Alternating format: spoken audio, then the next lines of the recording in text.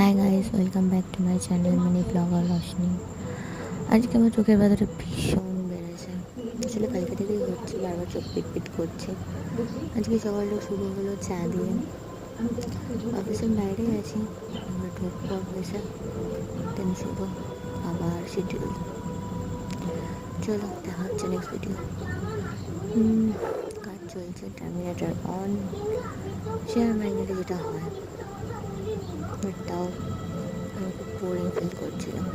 বাকি অনেক কাজ করছিল, আমাকেও করতে হচ্ছিল, বেশি কাজ ছিল না, মার্কেট শেষ হয়ে গেছিলো তাই টুকটাক কাজ ছিল, কমপ্লিট করে নিচ্ছিলাম। টাকাতে খুব অসুবিধা হচ্ছিলো, খুব বারবার চোখটা খালি বন্ধ হয়ে আসছিলো, ভীষণ চোখে ব্যথা হচ্ছিলো।